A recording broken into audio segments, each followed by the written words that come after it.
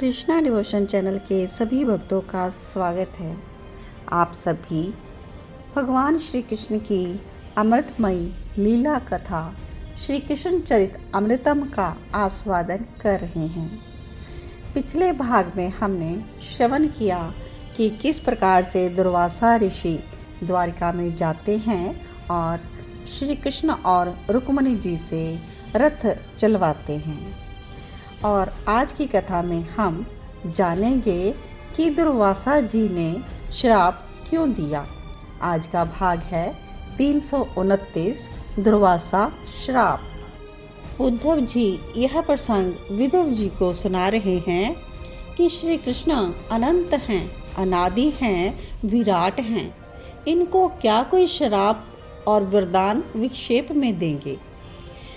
कहते हैं कि मुझे स्मरण है जब महाभारत से पूर्व धौम्य नामक ऋषि ने श्री कृष्ण को श्राप देना चाहा और कारण केवल इतना था कि ये ऋषि महाभारत का युद्ध रुकवाने के लिए श्री कृष्ण के पास आए थे।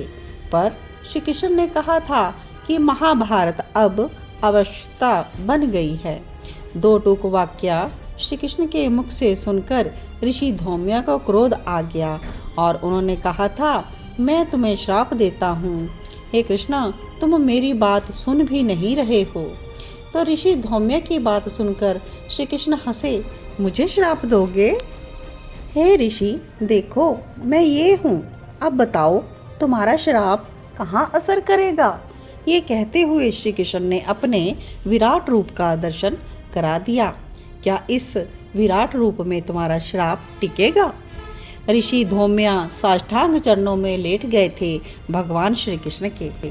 तो यह सब उन लीलाधारी की ही लीला है, इन्हें कोई क्या श्राप और क्या वरदान देगा। उद्धव जी ने विदुर जी से कहा कि अब श्री कृष्ण अपनी लीला को समेट रहे हैं, अपने परम धाम जाने की भूमिका ये तैयार कर रहे हैं। तो श्राप दे दिया ऋषि दुर्वासा ने भगवान श्री कृष्ण को। ये कहते हुए उद्धव हंसे। विदुर जी चौंके, श्राप? ऋषि दुर्वासा ने भगवान श्री कृष्ण को श्राप दिया, लेकिन क्यों? उद्धव ने कहा, मैंने कहा ना, सब उनकी ही लीला है, तो ये हो रहा है। तो आइए प्रवेश करते हैं उस कथा में कि ऋषि दुर्वासा ने क्यों श्राप दिया। ऋषि दुर्वासा ने कहा, हे कृष्ण, मेरे लिए पायस यानी खीर बनाकर लाओ, मैं पायस को खाऊंगा। रुक्मिणी जी जब जाने लगी पायस बनाने, तब रोक दिया ऋषि दुर्वासा ने। देवी, तुम नहीं बनाओगी, कृष्ण बनाएंगे आज मेरे लिए खीर। और ये आज्ञा भरे समाज में श्री कृष्ण को ऋषि दुर्वासा द्वारा मिली थी। ऋषि दुर्वासा की अजीब सी जो शर्तें थी, आदेश थी, इनको सुनकर श्री कृष्ण के पुत्रों में दुर्वासा के प्रति आक्रोश बढ़ता ही जा रहा था। पुत्रों में ही क्यों, द्वारका का आम जनमानस दुर्वासा से घृणा करने लगा था। दुर्वासा का वह कृत्य जिसमें श्री कृष्ण और रुक्मिणी को अश्वों के स्थान पर और उन पर चाबुक मारा गया था, इस कारण से ऋषियों के प्रति यदुवंशियों के मन में आदर भाव समाप्त हो उठा था। और आज फिर दुर्वासा श्री कृष्ण के हाथों बने पायस खाने की आज्ञा दे चुके थे। क्रोध में भरकर श्री कृष्ण पुत्र प्रद्युम्न बलराम जी से बोले कि आज अगर दुर्वासा ने मेरे पिताश्री को अपमानित किया तो मैं भूल जाऊंगा कि ये ऋषि हैं। पर बलराम ने उन्हें शांत कर दिया और अब श्री कृष्ण पायस बनाकर ले आए और पूर्ण श्रद्धा के साथ पायस का पात्र ऋषि दुर्वासा के सामने रख दिया। थोड़ा सा चखकर ऋषि ने कहा, स्वादिष्ट है पायस, और वो पायस का पात्र श्री कृष्ण के आगे खिसका दिया। स्वादिष्ट है तो और पाएं आप भगवान। श्रद्धा के सिवाय श्री कृष्ण के मन में ऋषि के प्रति और कुछ भी नहीं था। नहीं, हे कृष्ण, तुम इस पायस को अपने संपूर्ण शरीर में लगाओ। ये क्या आज्ञा दे दी ऋषि ने। अनिरुद्ध तो अब क्रोध में भर गए, लेकिन बलराम जी ने उन्हें फिर रोक दिया। श्री कृष्ण मुस्कुराते हुए पायस लगाने लगे अपने देह में, जो आज्ञा भगवान कहकर। वस्त्र उतारो, पूर्ण दिगंबर हो जाओ और फिर लगाओ ये पायस, ये आज्ञा और दे दी। आश्चर्य बिना संकोच के सारे वस्त्र उतार दिए इन श्री कृष्ण ने और पायस को लगाने लगे शरीर पर। पहले मस्तक में लगाया, मस्तक श्रद्धा से झुका रहे हैं श्री कृष्ण, फिर कपोल में, फिर वक्ष में, उधर हस्त, जंघा, पिंडली इत्यादि, और फिर बचे हुए पायस को अपने सिर में लपेट लिया और आनंदित हो गए और बोले, भगवान हो गया, अब आप प्रसन्न हो। ये कहते हुए वंदन भी किया श्री कृष्ण ने। पर दुर्वासा इस बार शांत स्वर में बोले, पर कृष्ण तुमने ये क्या किया? और श्री कृष्ण भी बोले, अपराध हो गया क्या? मैं तो आपकी आज्ञा का पालन कर रहा हूँ।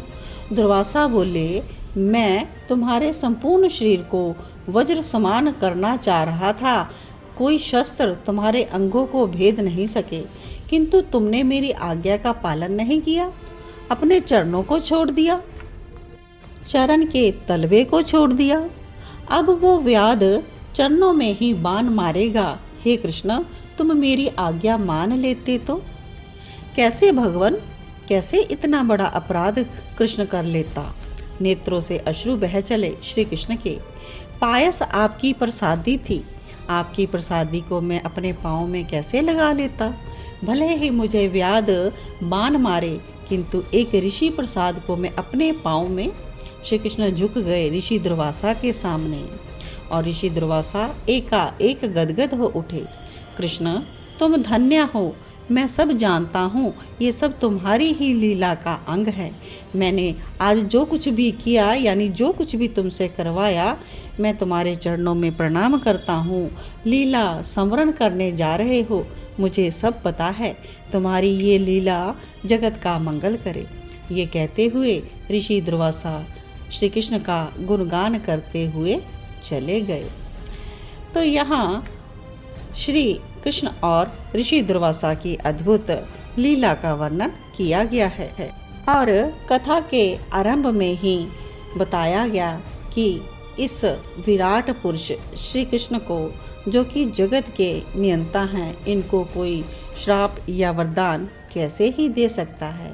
तो यहाँ ऋषि दुर्वासा ने जो कुछ भी किया, यह भगवान की ही लीला के अंतर्गत किया, क्योंकि भगवान ने अब इस धराधाम से अपनी इस लीला अवतार की लीला संवारनी थी। तो आज का भाग यहीं पर विश्राम लेता है। आगे की कथा को श्रवण करने के लिए ज़रूर जुड़े रहें कृष्णा डिवोशन चैनल के साथ और बेल आइकॉन ज़रूर प्रेस कर लें ताकि नोटिफिकेशन आपको मिल जाए जब भी नेक्स्ट वीडियो अपलोड हो, और चैनल को सब्सक्राइब करना ना भूलें। आप सभी को जय श्री कृष्णा, जय जय श्री राधे श्याम, सबको मिले श्री वृंदावन धाम।